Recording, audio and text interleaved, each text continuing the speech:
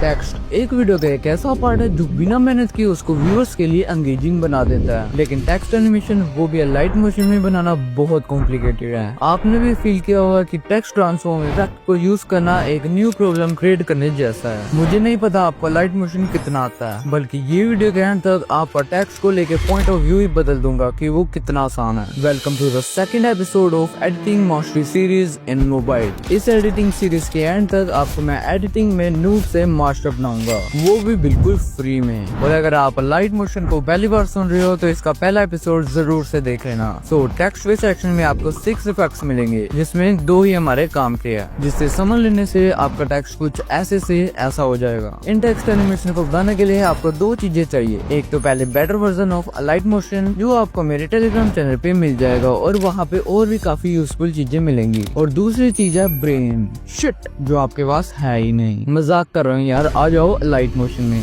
Then आप जैसे ही अपने प्रोजेक्ट को ओपन कर लोगे, देन एम्बुलेंस पे क्लिक करना है।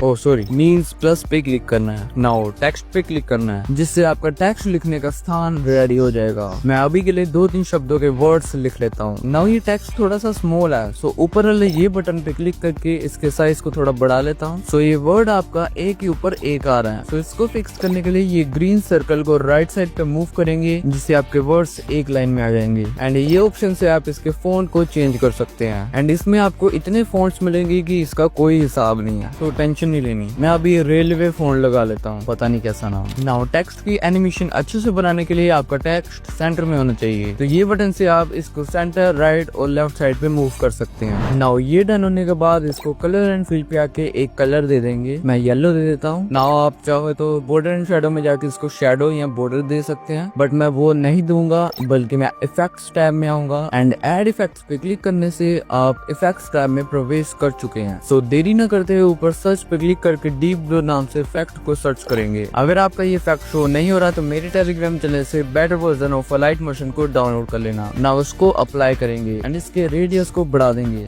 सो आपके टेक्स्ट के बाहर ग्लो भी आ चुका है। एंड दोबारा एड इफेक्ट पे क्लिक करेंगे, जिसमें आपको नीचे टेक्स्ट का सेक्शन दिख रहा होगा। उसमें आ जाए तो आपको वही 6 टेक्स्ट इफेक्ट्स मिलेंगे, जिसके बारे में हमने पहले बात की थी। वेट, एक और है काउंट अप एंड डाउन। पहले इसको अप्लाई करते हैं, ये भी एनिमेशन हमारे काम आएगा। सो स्टैंडर्ड सेटिंग्स पे इसको अप्लाई करने के बाद पहले तो बैक आके एडिट टेक्स्ट में इसके टेक्स्ट को नंबर्स में कर लेना है। लाइक मैं 0 लिख लेता हूँ। एंड दोबारा इसके इफेक्ट में आके एक की फ्रेम देना है। अगर आपको की फ्रेम के बारे में बिल्कुल भी आइडिया नहीं है तो ये वाली पहले वीडियो देख लो। नाउ प्ले हेड को थोड़ी सी आगे करेंगे एंड एड की वैल्यू को थोड़ा सा बढ़ा लेंगे। लाइक मैं 10 रख लेता हूँ, जिससे ये 0 से लेके 10 तक काउंटिंग करेगा। चाहे तो मैं इसको 100 रख लूँ, 1000 रख लूँ, ये काउंट अप एनिमेशन हमारे बहुत काम आएगी। नाउ इसको डिलीट करके आ जाओ टेक्स्ट ट्रांसफॉर्म इफेक्ट में, जो कि पता नहीं लोगों को इतना ज्यादा मुश्किल क्यों लगता है। आ जाओ इसे ब्रेक डाउन करते हैं। इसमें आपको 5 ऑप्शन मिलेंगे। सबसे पहले रेंज, इसका मतलब आपके टेक्स्ट की ड्यूरेशन कितनी रहेगी और आपके टेक्स्ट की एनिमेशन कहाँ से स्टार्ट होगी एंड कहाँ पर एंड होगी। लाइक अगर आपने कैपकट या कोई भी एडिटिंग सॉफ्टवेयर चलाया, उसमें जैसे ही आप कोई भी इफेक्ट अप्लाई करते हो तो आपके पास एक ड्यूरेशन का ऑप्शन आता है, जिससे आप अपने इफेक्ट की ड्यूरेशन को सेट कर सकते हो। वही सेम चीज ये रेंज में भी अप्लाई होती है, बस ये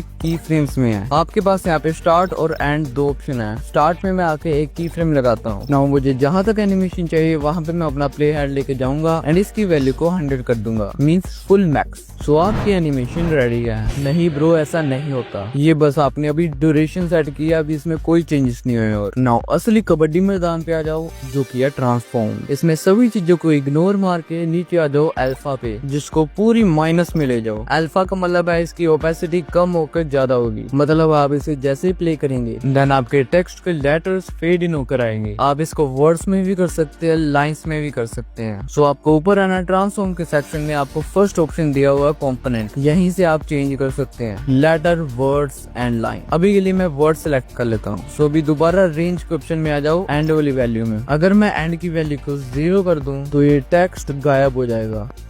अगर 100 रखूं तो ये टेक्स्ट अपेयर होगा।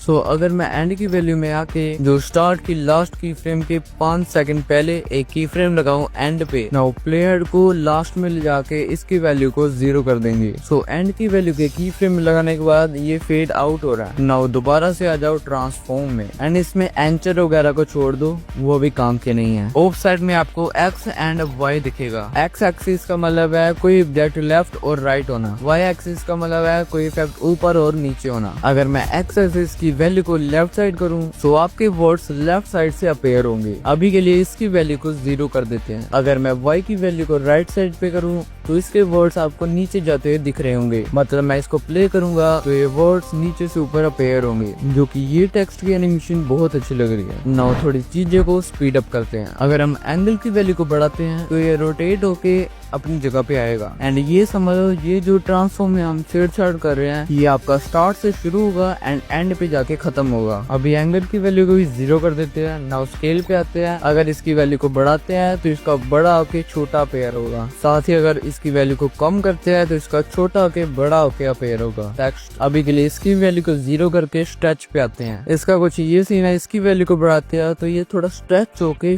फिर अपने साइज पे आता है, कुछ ऐसे। अल्फा तो मैं बता ही चुका हूँ। नाउ विजुअल एट्रीब्यूशन पे आते हैं। इसका सिंपल सा काम है, इसको टर्न ऑन करने के बाद अगर इसमें कोई भी कलर सेलेक्ट करते हैं तो वो स्टार्टिंग में शो होगा, देन ओरिजिनल कलर फिर से वापस आ जाएगा लाइक दिस। पता नहीं कि मैं इसको समझा नहीं पा रहा। मैं यूजुअली इसको ब्लैक रखता हूँ ताकि और फेडिंग इफेक्ट आए। ये बस इतना ही था। अगला सेक्शन है इंटरपोलेशन एंड ईज इन। इसमें आपको ईज इन और ईज आउट मिलेंगे। अगर आपने मेरी ये वीडियो देखी है तो आपको ये समझ लग जाएगी। यूजुअली मैं ईज इन को -50 पे और ईज आउट वो 50 पे रखता हूँ ताकि एक स्मूथ टेक्स्ट एनिमेशन बने। नाउ इसके नीचे एक और वैल्यू है ओवरले, ये बहुत काम की है। लाइक अभी आपका वर्ड एक एनिमेट हो रहा है, फिर दूसरा आ रहा है, फिर दूसरा आ रहा है, बट अगर आप ओवरले की वैल्यू को बढ़ा देंगे तो आपका वर्ड फेड इन होने से पहले दूसरा वर्ड भी आ जाएगा फेड इन होने के लिए, उसके साथ ही तीसरा। इसको बढ़ाने से एक स्मूथ एनिमेशन बनती है।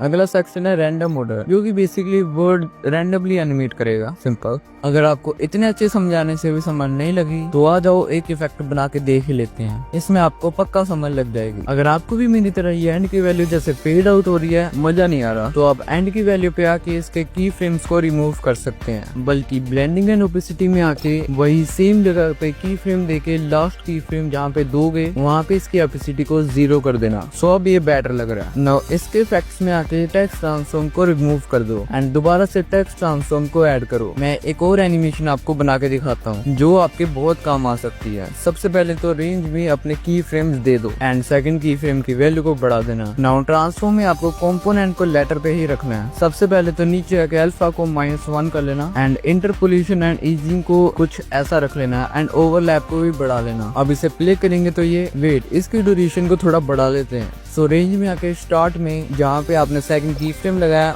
उसको होल्ड करके लास्ट में जाके प्लेस कर देंगे। सो इसकी ड्यूरेशन एक्सटेंड हो चुकी है। नाउ अब मूव एंड ट्रांसफॉर्म में आएंगे। इसके स्केल वाले सेक्शन में एक की फ्रेम लगाएंगे एंड लास्ट में आके इसके साइज को बढ़ा देंगे, जिससे इसका एनिमेशन के साथ साथ स्केल भी बढ़ता रहेगा। टेक्स्ट सेक्शन में यहाँ पे हमने एक और इफेक्ट सीखना था, टेक्स्ट स्पेसिंग। इसको स्टैंडर्ड सेटिंग्स पे अप्लाई करके लेटर स्पेसिंग में स्टार्टिंग में एक की फ्रेम देना है। नाउ इसकी लास्ट में जाके इसकी वैल्यू को बढ़ा देंगे, लाइक 20 नहीं, ये ज्यादा बड़ा हो जाएगा, 10 रखते हैं। नाउ अब लास्ट चीज है ओपेसिटी में आएंगे एंड एंड के 10 फ्रेम पीछे प्ले हेड को लेकर आएंगे एंड एक की फ्रेम देंगे। नाउ एंड में आएंगे एंड इसकी वैल्यू को 0 कर देंगे। डन, आपका टेक्स्ट एनिमेशन रेडी है। बट इसमें एक दिक्कत है, आप इसको और स्मूथ बना सकते हैं अगर आप रेंज में इसको की फ्रेम्स ग्राफ दे दे, जो कि मैं बता चुका हूँ, ये वीडियो में क्लियर हो जाएगी।